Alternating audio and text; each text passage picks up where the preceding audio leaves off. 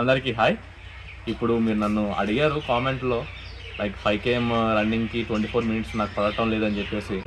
So దానికన్నా ముందు అంటే రన్నింగ్ కన్నా ముందు ఒక మెయిన్ ఇంపార్టెంట్ మన కీ రోల్ ప్లే చేసేది ఎగ్జామ్‌లోని మీరు క్వాలిఫై అయితేనే మంచి మార్కులు వస్తేనే మీకు ఏ పోస్ట్ అనేది రేపు పొద్దున ఫ్యూచర్‌లో డిసైడ్ అయ్యేది కూడా ఎగ్జామ్ ద్వారానే అవుద్దనమాట. Secondary running. సో మీరు నన్ను అడిగారు రన్నింగ్‌లో ఏంటని చెప్పేసి గ్రౌండ్, దాని తర్వాత రోడ్.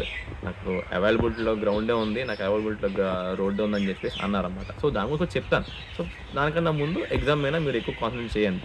సో ఈ ఎగ్జామ్ అన్నాళ్ళు ఈ యొక్క 3 మంత్స్ అనమాట. నేను ఏదైతే చెప్తానో మీరు ముందు 24 మినిట్స్‌లో రావాలని అనుకుంటే మాత్రం ఎండ్యూరెన్స్ అనేది డెవలప్మెంట్ చేయాలన్నమాట. ఎండ్యూరెన్స్ ఎట్లా డెవలప్ అవ్వాలంటే అది ఎట్లా డెవలప్ చేయాలంటే దానికి కావాల్సింది మీకు రన్నింగ్‌లో టో మీద పరిగెట్టాలన్నమాట.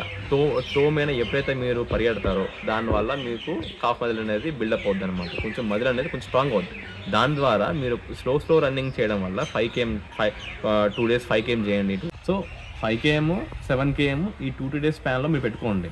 ఇంకా అవైలబిలిటీ ఉన్నట్టయితే మాత్రం బీచ్ రన్నింగ్ చేయండి.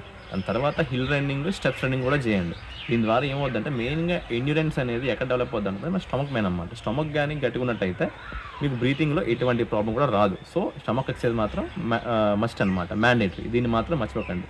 దాని తర్వాత క్వశ్చన్ ఏంటంటే ground running, road running. So ఎవడైతే గ్రౌండ్లో పరిగెట్టగలిగాడో 5 km ఇన్ టైంలో కంప్లీట్ చేశాడో వాడు రోడ్డు మీద దట్ ఈజీగా కంప్లీట్ చేయగలడు అనమాట.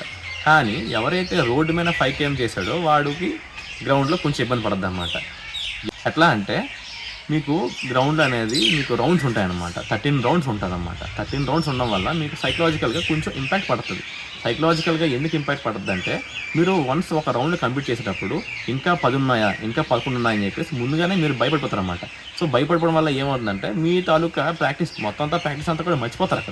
అక్కడ మీరు రన్నింగ్ కొంచెం స్పీడ్ పెంచడము, లేదంటే బ్రీతింగ్ అనేది కొంచెం హెవీ అయిపోవడము, ఆటోమేటిక్గా మనం భయపడ్డామంటే బ్రెయిన్ కూడా భయపడుతుంది. సో ఇది అక్కడ పాయింట్, చిన్న సైకలాజికల్ ఇంపాక్ట్ పడుతుంది అనమాట. సో దానివల్ల గ్రౌండ్ అనేది కొంచెం ఇబ్బంది పడుతుంది. సో నేనేం చెప్తానంటే ఎవరికైతే గ్రౌండ్ అండ్ రోడ్ రెండు కూడా అవైలబిలిటీలో ఉన్నాయో వాళ్ళందరూ కూడా దాని రెండింటిలోనే ప్రాక్టీస్ చేయండి. అంటే 2 days ఇటు 2 days ఇటు దాన్ని సైమల్టేనియస్గా మీరు దాన్ని ప్రాక్టీస్ చేసుకుంటే బాగుంటుంది.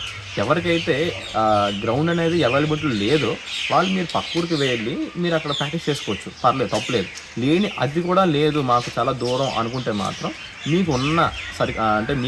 మీకున్న ప్లేస్లోనే ఒక పెద్ద సర్కిల్ తీసుకొని అందులోనే కంటిన్యూస్గా ఒక 40 minutes అట్లా జాగింగ్ చేసుకోండి. అంటే మీకు దానివల్ల ఏమవుతుందంటే ప్రెజర్ అనేది కొంచెం తగ్గుతుంది అనమాట.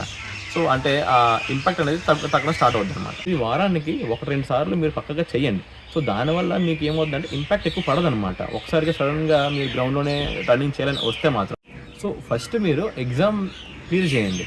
సో ఎగ్జామ్ బేస్ చేసుకునే మీకు రేపు పొద్దున ఫ్యూచర్లో మీరు ఏ పోస్ట్లో ఉండాలి, మీకు అనుకున్న పోస్ట్ రావాలంటే first of all exam clear చేయాలన్నమాట. ఎగ్జామ్ అయిపోయిన తర్వాత నేను ఇన్ డీటెయిల్గా ప్రతిదీ కూడా ఈచ్ అండ్ ఎవ్రీథింగ్ ఎలా చేయాలి, ఏంటి 5 km కోసం అని చెప్పి నేను వీడియో చేస్తాను. సో ఈ వీడియో నచ్చినట్టయితే లైక్ చేయండి, షేర్ చేయండి, సబ్స్క్రైబ్ చేయండి.